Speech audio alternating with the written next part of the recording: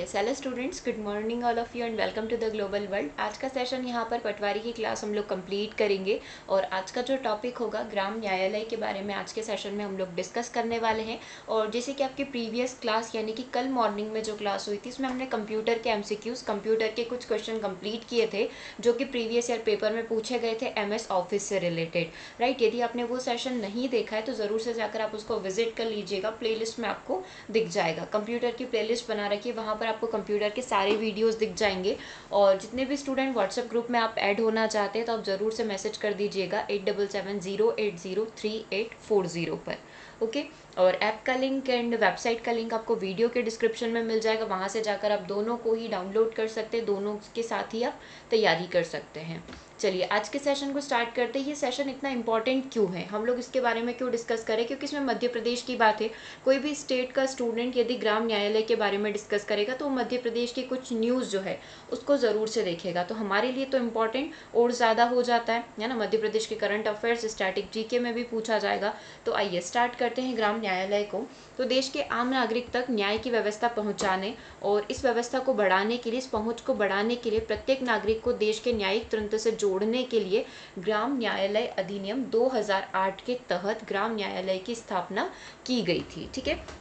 अब आपने देखा होगा ग्राम न्यायालय समझ में आ रहा है, मतलब गांवों के लिए अलग से न्यायालय यानी कि कोर्ट यहाँ पर बनाया गया होगा। अब देखो हम लोग जाते हाई कोर्ट, सुप्रीम कोर्ट वगैरह हम लोग गए तो ये छोटे छोटे जो केसेस होते हैं लाइक भूमि के विवाद हो गए या छोटे मोटे डिस्प्यूट वगैरह, लड़ाई झगड़े हो गए, तो इनको डायरेक्टली कोर्ट तक न लेकर जाना पड़े तो इसके लिए क्या किया गया, यहाँ पर ग्राम न्यायालय की स्थापना की गई, ठीक है। तो आपको समझ में आ गया कि हर इंसान तक पहुंच बढ़ पाए, न्याय उसको मिल पाए यहाँ पर, उसके लिए ग्राम न्यायालय अधिनियम 2008 के तहत ग्राम कोर्ट की, ग्राम न्यायालय की स्थापना यहाँ पर करी गई थी। सीधी सी बात है, ग्राम न्यायालय मतलब गाँवों के लिए कुछ न्यायालय यहाँ पर बनाए गए हैं। अब कितने गाँव पर एक न्यायालय होगा, उसका हेड कौन होगा, है ना, मध्य प्रदेश में इसका क्या है, वो सारी चीज़ें वन बाय वन करके डिस्कस कर लेते हैं। तो वर्ष 1986 के अंदर 1986 में 114वें विधि आयोग जो है 114 लॉ कमीशन ने अपनी रिपोर्ट में ग्राम न्यायालय की अवधारणा को प्रस्तुत करते हुए ग्राम पंचायत स्तर पर ग्राम न्यायालय की स्थापना की सिफारिश करी थी कि क्या होना चाहिए, ग्राम न्यायालय भी होना चाहिए जहां पर गांव के जो भी विवाद वगैरह होते हैं उनको सुलझाया जा सके, ठीक है। तो ये सिफारिश करी गई थी पहली बार 1986 के अंदर, ठीक है। समिति की सिफारिशों को ध्यान में रखते हुए राज्यसभा में 15 मई 2007 को ग्राम न्यायालय अधिनियम प्रस्तुत किया गया, मतलब 2007 में राज्यसभा में इसको प्रस्तुत किया गया कि हाँ ऐसी चीज़ें भी होना चाहिए, क्योंकि धीरे धीरे आपने देखा कि 73वां संविधान संशोधन आया है ना, वो चीज़ें थोड़ी थोड़ी अच्छी होती जा रही थी, उनमें देखा जा रहा था कि इम्प्रूवमेंट आ रहा है ग्राम पंचायत के अंदर, है ना। तो उसी के आधार पर जो है ग्राम न्यायालय की यहाँ पर स्थापना का एक सिफारिश रखी गई। 1986 से ये बात थी, लेकिन जो है राज्यसभा में कब आई, 15 मई 2007 को प्रस्तुत किया गया, अभी तक ये पारित नहीं हुआ है, ठीक है। ग्राम स्तर पर ही छोटे मामलों के निपटारों के लिए मध्य प्रदेश ने क्या करा था, मध्य प्रदेश ग्राम न्यायालय अधिनियम के तहत 26 जनवरी 2001 को पहला ग्राम न्यायालय जो है झांतला नीमच के अंदर स्थापित किया गया था। ये पॉइंट आज के सेशन का सबसे इम्पॉर्टेंट पॉइंट रहेगा, क्योंकि देखो ये राज्यसभा तक पहुंचा है ना, वहां अभी सिर्फ प्रस्तुति हो रहा है, लेकिन उससे पहले ही क्या करा था, मध्य प्रदेश ने अपना एक ग्राम न्यायालय जो है यहाँ पर एक कानून पारित कर दिया था। कब, 26 जनवरी 2001 को। ये चीज़ सबसे ज़्यादा इम्पॉर्टेंट है। 26 जनवरी 2001 को मध्य प्रदेश ग्राम न्यायालय अधिनियम के तहत पहला ग्राम न्यायालय जो है कहाँ पर स्थापित किया गया था, नीमच जिले के अंदर जो झांतला गांव है यहाँ पर स्थापित किया गया था, ठीक है। ये सक्सेसफुल रहा क्योंकि इसका जो टारगेट था कि जो छोटे बड़े केसेस होते हैं है ना, उनको क्या करें, ग्राम न्यायालय में ही यहाँ पर निपटा दिया जाए, ठीक है, उनको यहीं पर सुलझा दिया जाए, क्योंकि अब ये छोटे बड़े केसेस कुछ ऐसे होंगे जो आगे पहुँचेंगे, है ना, तो ये वो वहाँ पर बहुत ज़्यादा नंबर ऑफ केसेस बहुत ज़्यादा बढ़ जाते हैं, तो इन केसेस को यहीं पर, अगर छोटे बड़े केसेस है तो इनको ग्राम में ही सुलझा दिया जाए, ठीक है। भारत सरकार ने भी ग्राम न्यायालय की शुरुआत जो है, मतलब पूरे भारत में जो है ग्राम न्यायालय की शुरुआत 2009 में की गई। इसके तहत मध्य प्रदेश का जो है पहला ग्राम न्यायालय 20 अक्टूबर 2009 में बेड़सिया भोपाल के अंदर स्थापित किया गया था। देखो दोनों ही पॉइंट मध्य प्रदेश से रिलेटेड है।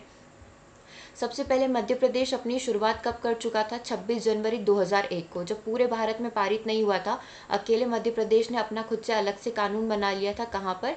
नीमच के झातला जिले में पहली बार जो है ग्राम न्यायालय की स्थापना की गई थी। तो पहला ग्राम न्यायालय मध्य प्रदेश में कब स्थापित किया गया? पूछा हुआ क्वेश्चन है। अभी आज 7 से 8 क्वेश्चन की प्रैक्टिस भी करेंगे, क्योंकि इस टॉपिक से अकेले 7 से 8 क्वेश्चन बनते हैं। ठीक है, तो पहला ग्राम न्यायालय जो है झातला, नीमच जिले का झातला गांव है, यहाँ पर स्थापित किया गया था। ठीक है, इतना क्लियर है। भारत सरकार ने भी, अब भारत सरकार ने भी सोचा होगा कि अच्छे से चल रहा है, मतलब हमको भी ये पूरे इंडिया में, पूरे भारत में इसको लागू कर देना चाहिए। ठीक है, तो भारत सरकार ने भी ग्राम न्यायालय की शुरुआत 2009 में करी। इसके तहत मध्य प्रदेश, इसके बाद मतलब इसमें बहुत सारे नियम कानून आए होंगे, बहुत सारी व्यवस्थाएं आएगी, बहुत सारे अधिनियम और बहुत सारी धारा लगी होगी। उसके बाद जो मध्य प्रदेश का पहला एक बोल सकते हैं कि पूरा भारत में कानून बनने के बाद मध्य प्रदेश का जो पहला ग्राम न्यायालय बना था 20 अक्टूबर 2009 में बेरसिया, भोपाल के अंदर जो बेरसिया है यहाँ पर स्थित किया गया था, स्थापित किया गया था। राइट, तो ये दोनों चीज़ें आई थिंक कंफ्यूजिंग नहीं है। अगर नॉर्मली आपसे पूछे कि 26 जनवरी 2001 को मध्य प्रदेश का पहला ग्राम न्यायालय कहाँ बना, तो नीमच के झांतला में बना। ठीक है, दूसरा यदि आपसे पूछ ले कि ग्राम न्यायालय की जो शुरुआत 2009 में हुई थी, उसके अकॉर्डिंग 20 अक्टूबर 2009 में मध्य प्रदेश का पहला जो है ऑफिशियल, यदि हम लोग बोले, ग्राम न्यायालय स्थापित किया गया, तो भोपाल के बेरसिया के अंदर इसको स्थापित किया गया था। ठीक है, दो अलग अलग टाइप के क्वेश्चन में बिल्कुल क्लियरली मेंशन करेगा कि कब का पूछ रहा है वो।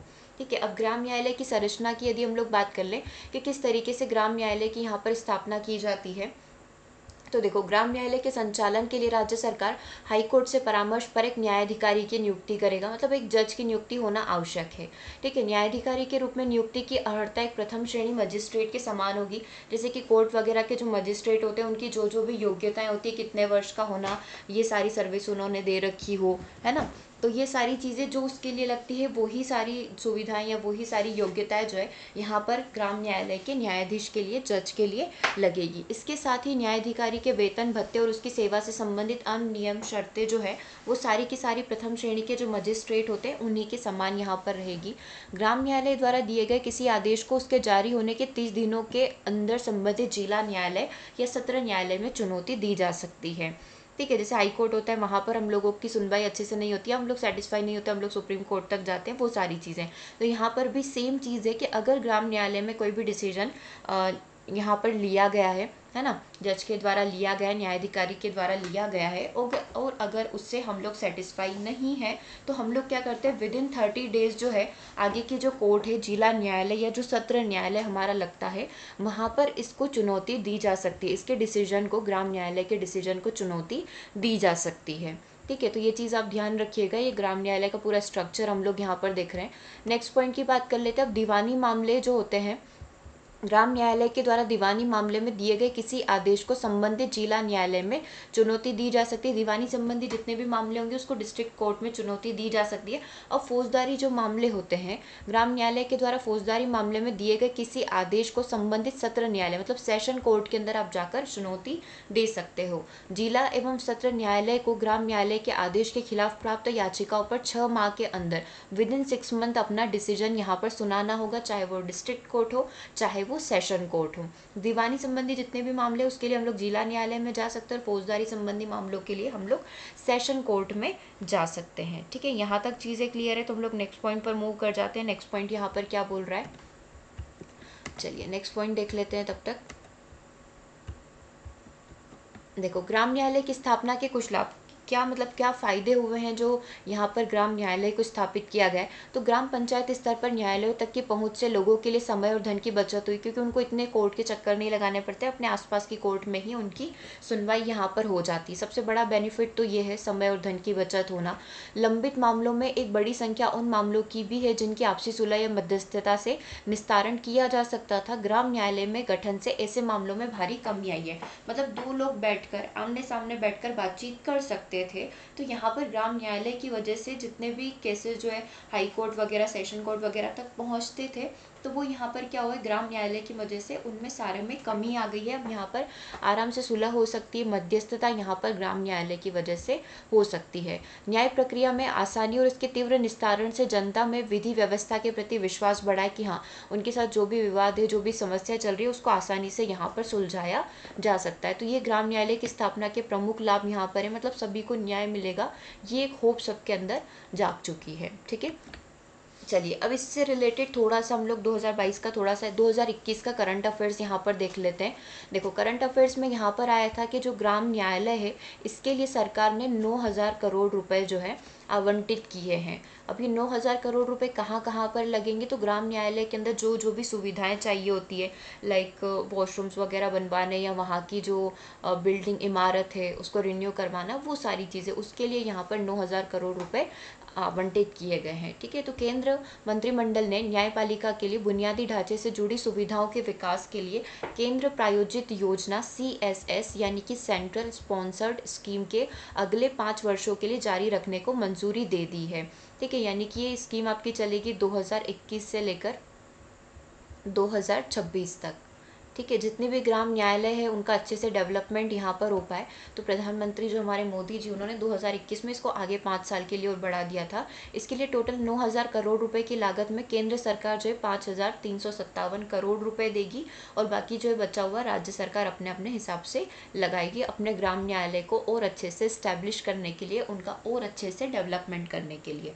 ठीक है, तो ये आपका करंट अफेयर्स का न्यूज़ था 2021 का, तो इसको ज़रूर से ध्यान रखिएगा। ठीक है, क्या यहाँ पर आपसे पूछा जा सकता है एक क्वेश्चन, CSS का फुल फॉर्म क्या है? सेंट्रल स्पॉन्सर्ड स्कीम यहाँ पर इसका फुल फॉर्म होगा। कितना पैसा आवंटित किया है प्राइम मिनिस्टर ने? 9,000 करोड़ रुपए। इसमें केंद्र सरकार का कितना योगदान है? 5,357 करोड़ रुपए जो है यहाँ पर हमारी सेंट्रल गवर्नमेंट देगी, बाकी का जो होगा वो स्टेट गवर्नमेंट अपनी साइड से करेगी, है ना। जितना भी खर्चा लगता है वो स्टेट गवर्नमेंट का रहेगा। ठीक है, तो ये 5 साल तक चलने वाली स्कीम है, 2021 से लेकर 2026 तक। चलो अब डायरेक्टली हम लोग जो है यहाँ पर क्वेश्चन कंप्लीट कर लेते हैं, कुछ नए पॉइंट आएंगे तो क्वेश्चन के साथ ही कवर हो जाएंगे। मध्य प्रदेश में प्रथम ग्राम न्यायालय जो है कहाँ पर स्थापित किया गया था? मनासा, खाचोत, झातला या फिर तराना के अंदर? हमको पता है नीमच जिले के झातला गाँव के अंदर जो है 2001 के अंदर जो स्थापित कर दिया गया था, है ना। तो करेक्ट आंसर क्या हो जाएगा? ऑप्शन नंबर सी हो जाएगा। झातला जो है किस जिले के अंदर स्थित है? तो झातला हमारा नीमच जिले के अंदर आता है। हरदा, देवास और सोनकच्छ आपके इनकरेक्ट आंसर हो जाएंगे। ठीक है, तो बी आंसर यहाँ पर इसका करेक्ट होगा। 3 को देख लेते हैं। ग्राम न्यायालय की स्थापना की जाती है प्रत्येक गांव में, ग्राम पंचायत में 5 से 7 गांव पर एक या 5 से 7 ग्राम पंचायतों पर एक।